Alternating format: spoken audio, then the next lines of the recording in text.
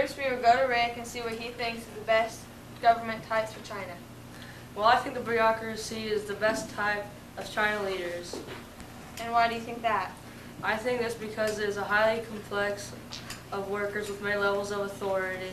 Also, they had to be skilled, honest, and hardworking. When they had to improve the bureaucracy, they created civil service examinations, which was a test given to qualified candidates for position in the government.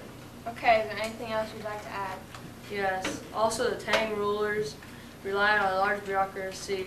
The officials oversaw building and irrigation projects. They also managed the army and enforced the laws. Before the Han Dynasty, emperors chose members of the aristocracy to help them govern. Is that all, or do you have more? Because so far this is really good information. Oh yeah, one thing I forgot is that the bureaucracy's inability to adapt contributed to the fall of the Ming in 1644. Great, now we will go to Cassius with what he thinks of how the foreign contact policies of three medieval Chinese dynasties affect China.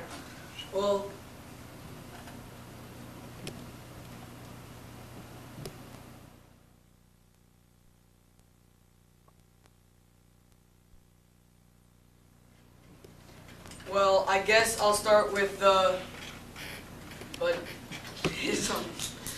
Okay, what about it? One thing would be that Buddhism influenced Chinese arts. They did this by providing new subjects for painting and sculptures. Buddhist festivals become very popular. Oh, really? That's interesting. And why do you think that?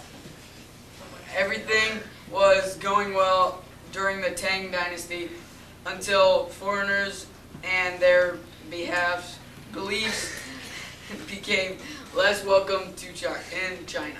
How did that happen? Well, toward the end of the Tang Dynasty, government officials placed restrictions on foreigners when a group called the Uyghurs began attacking China from across the border. Violence broke out in cities everywhere against foreign merchants. Did anything else important happen during the Tang Dynasty?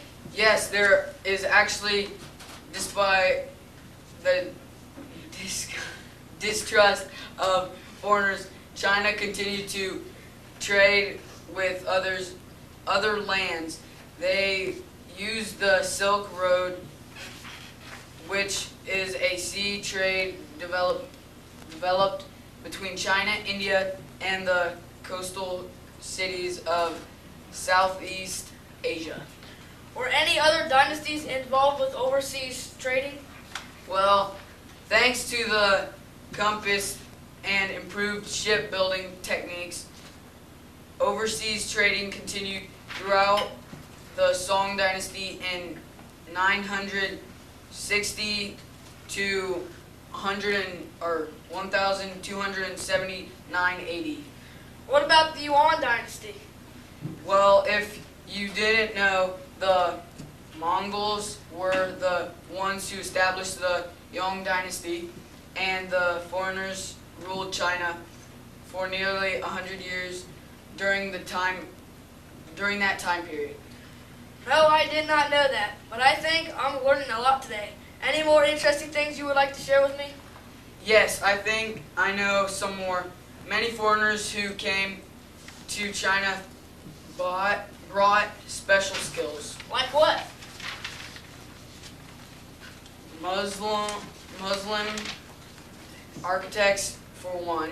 What about Muslim architects? Well, they are the ones who built the Yong capital, Dadu, which today is known as Beijing. What other special skills came to China from foreigners?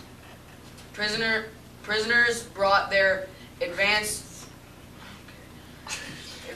knowledge of astronomy, mathematics, and water management. Those subjects helped with the making of new Chinese objects. Now, do you want to wrap up all this information? Yes, basically foreign people who came to China allowed skills and information to spread throughout China and other parts of the world in great detail. Great. Now I go to Maddie with what she thinks some ways neighboring cultures influenced Japan.